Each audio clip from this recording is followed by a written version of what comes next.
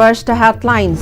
Chief Minister Y. Khemchand pays his last respects to late MLA Vungjagin Valte at Delhi.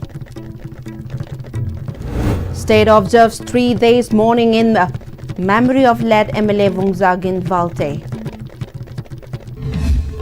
And State Cabinet expansion soon after Chief Minister returns from Delhi visit. Expansion will further accelerate development, says Wankhai MLA T.H. Arun Kumar.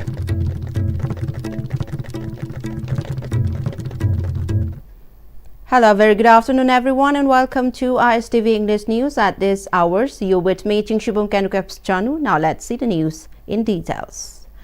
Chief Minister Y. Khemchand paid his last respects to late MLA of Thalon AC Vungjagin Valte at Delhi. Upon reaching Delhi on Saturday, the Chief Minister proceeded to Medhanta Hospital in Gurugram, where paid his last respect to the late Vungjagin Valte. In a solemn display of the reverence, the Chief Minister stood in silence before the mortal remains and offered floral tribute. The Chief Minister conveyed his deepest condolences to the grieving family and spent approximately 10 minutes interacting with them, sharing in their loss and expressing his unwavering solidarity during this hour of grief. A prayer service was held seeking the eternal peace of the departed soul. A condolence meeting was subsequently held, which was attended by the Chief Minister, MLA Kasim Washum of the Chingai AC, MLA Nursanglor Sanate of the Tipaimuk AC, MLA L.M. Kaute of the Chodachandpur AC, the bereaved family members and relatives and prominent leaders of the Zomi community based in Delhi. Further, a 3-day state mourning is being observed from today as a mark of respect to the memory of late MLA Vungjagin Valte. During the mourning, the national flag will be flown at half-mast throughout the state and there will be no official entertainment.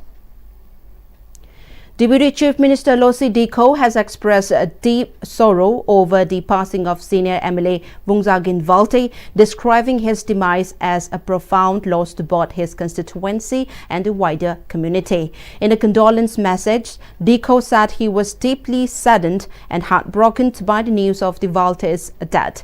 He noted that the late leader's absence was strongly felt during the 78th Jomi Nam Ni observance in Chodachandpur, where he remembered him not only as a colleague but also as close friend. Recalling the association, the Deputy Chief Minister said he fondly remembered Valte's valuable suggestions and insightful opinions on policy making, political matters and administrative issues. He praised Valte's dedication to public service, compassionate leadership and unwavering commitment to the welfare of the people, noting that his contribution will leave a lasting legacy. MLA of Wankhai SC Thangjam Arun Kumar has stated that the state cabinet expansion will be carried out soon after the Chief Minister returns from his Delhi visit. He expressed confidence that the expansion will further accelerate developmental activities across Manipur.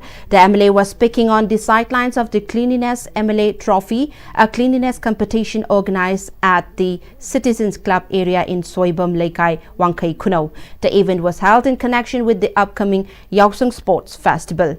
Thangjam Arun Kumar inspected the cleanliness drive, which began on Saturday, and lauded the initiative. He said such community-driven efforts play a vital role in maintaining a clean and healthy Manipur. Highlighting the government's priorities, the MLA said the new government is focused on accelerating development works, particularly the repair of dilapidated roads and drainage system. He announced that the blacktopping work on the Citizens Club Road has commenced and will be expedited to ensure completion before Yausung. He further informed that blacktopping of the Wankhai Kuno Road will begin from tomorrow.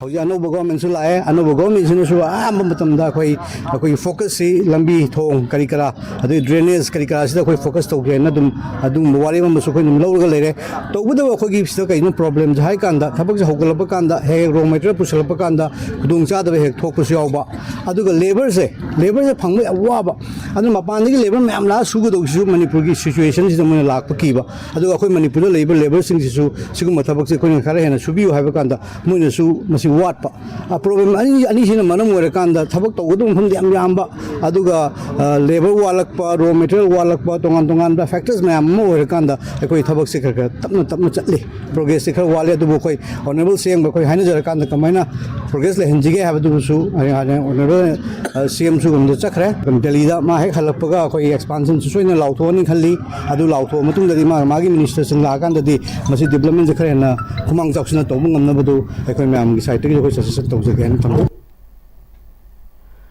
Zonal Education Officer Bishnupur Atom Gunamani has stated that quality education is not limited to classroom learning alone, but also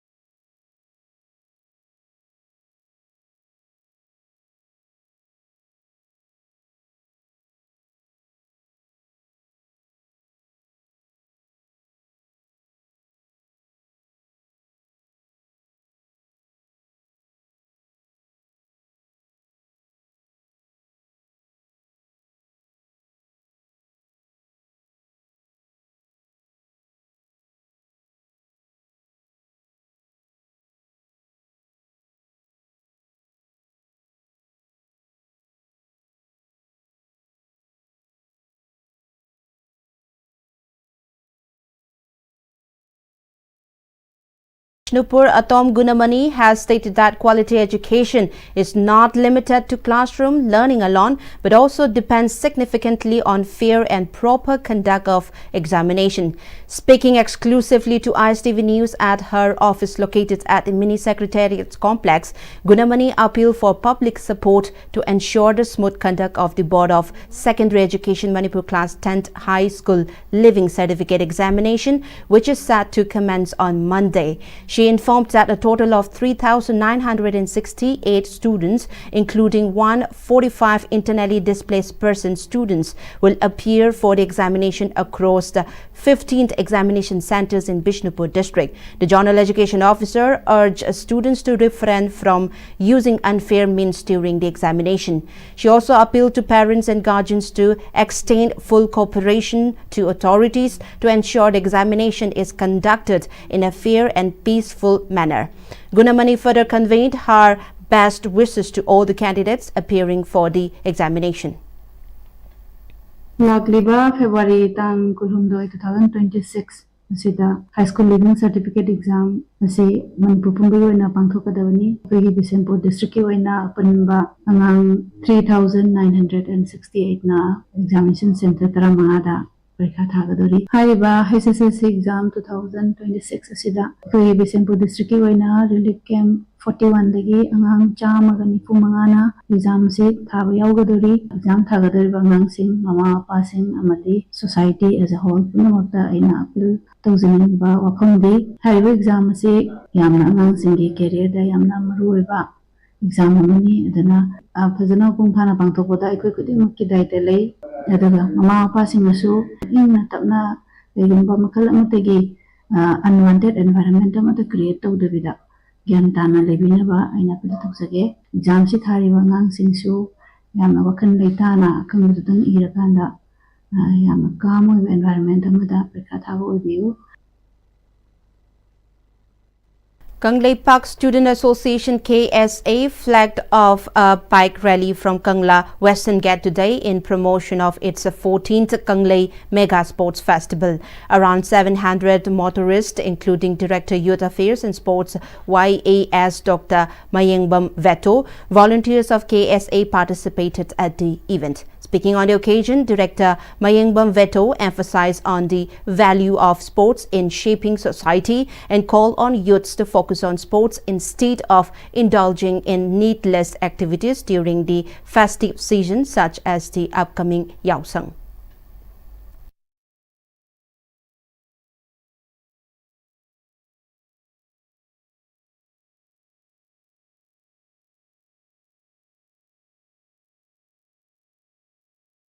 Nasamuk Bharat, war against drugs, state government local elimination that youth in the role, youth may have engaged the community awareness even say NY case, my Bharat lower roles later. Adu matakta on top of that sports. Because live case in a sports life when a vaccine fit India, activities unwanted activities. I don't got that. This high impact tower.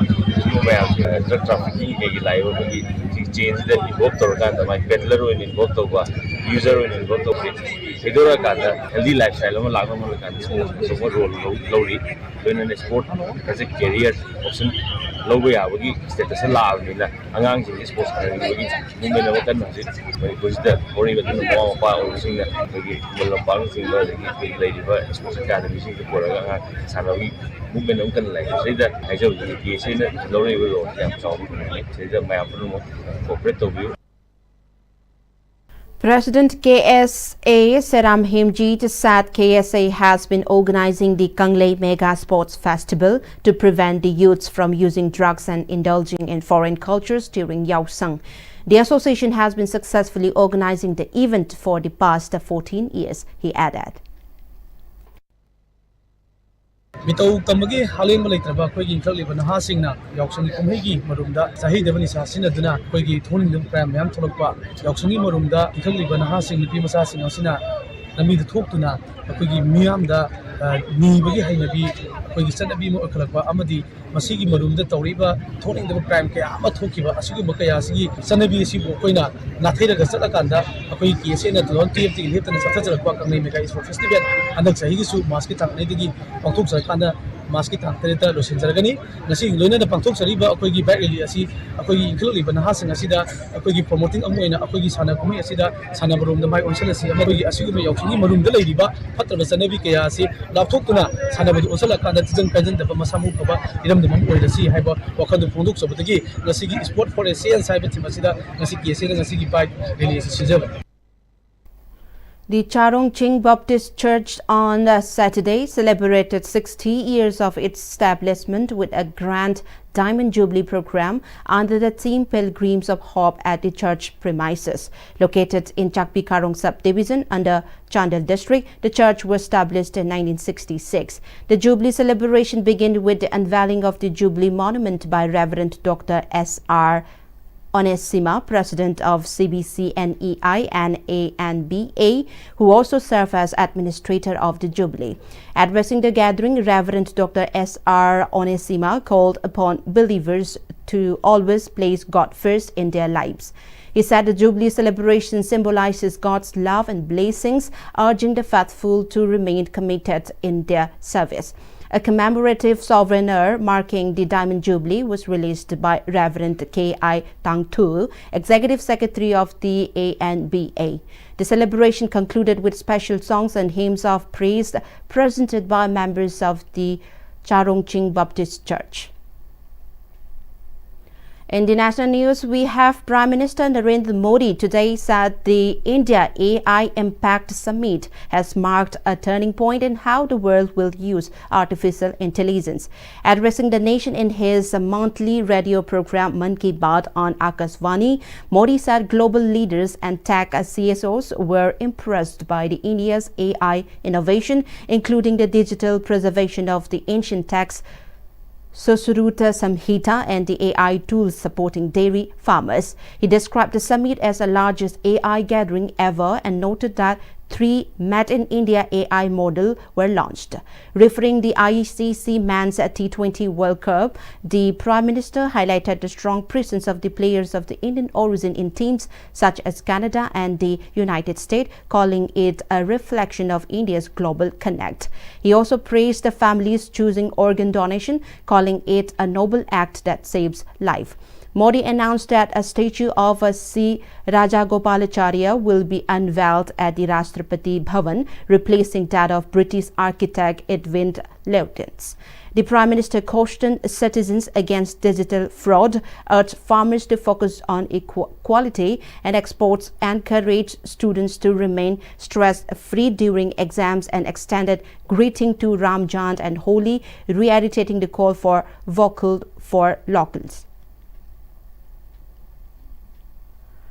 In the international news, we have at least 17 Afghan civilians died and a dozen others injured as Pakistan Air Force conducted airstrike targeting civilians' residential areas along the Pakistan-Afghanistan border region. Afghan government spokesperson Jabilullah Mujahideen said Pakistan Air Force last night bombed civilians in Nangarhar and the Paktika provinces, killing and wounding dozens of people, including women and children. Pakistan Information Minister Atalutarar confirmed the attack, citing 3 attacks since the start of Ramadan last week. He said Pakistan has targeted 7 terrorist camps and hideouts belonging to Pakistani Taliban and its affiliates in the border region. Afghanistan and Pakistan have been locked in and increasingly bitter dispute since the Taliban authorities retook control in Kabul in 2021. The relationship between the two countries has deteriorated sharply, with deadly border clashes in recent months, with Pakistan accusing Afghanistan Taliban authority of allowing Afghan soil to be used to harbor terrorists. However, the Taliban government in Kabul denies the allegation.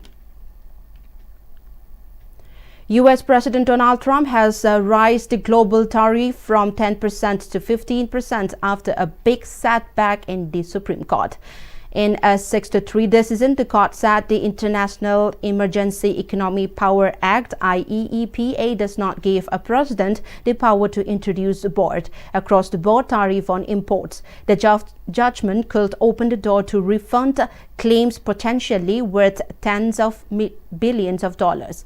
Within hours of the ruling, Trump appeared before reporters and announced a new round of tariffs, signaling that his trade agenda will move forward despite the setback.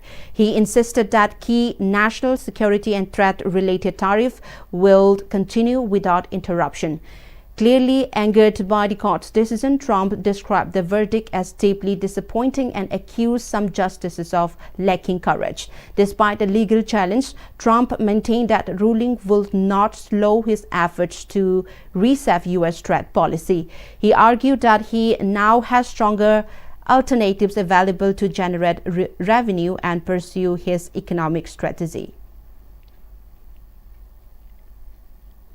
The United States has commenced the strategic movement of military personnel stationed at various installations across the West Asia for undisclosed mission. The redeployment comes amid escalating tension over the possibility of a direct military confrontation with the Islamic Republic of Iran. Media reports indicate that hundreds of servicemen have been transferred from the AI Udeid base in Qatar. Similar logistical shifts have been identified across a network of American facilities in the Bahrain, the headquarters of the Navy 5th Fleet, as well as in Iraq, Syria, Kuwait, Saudi Arabia, Jordan and the United Arab Emirates. The media reports highlighted a stern warning from the Iranian mission to the U.S., which stated that in case of an American attack, all bases, facilities and assets of the hostile force in the region would constitute legitimate targets. In light of this threat, the U.S. is reportedly augmenting this regional posture by shifting air defense system into the West Asia to safeguard its forces and interests. This defensive build-up accompanied a decision to maintain 2 aircraft carriers at a significant distance from Iranian territory to ensure they do not become easy targets for retaliation. While the Trump administration officially remains dedicated to seeking a diplomatic resolution to this standoff, several reports believe that current offers from Tehran are not enough to deter US President Donald Trump from initiating military strikes.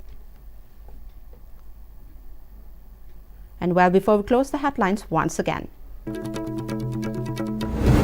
Chief Minister Y. Kim Chon pays his last respects to late MLA Vungsagin Valte at Delhi. State observed 3 days mourning in memory of late MLA Vungsagin Valte.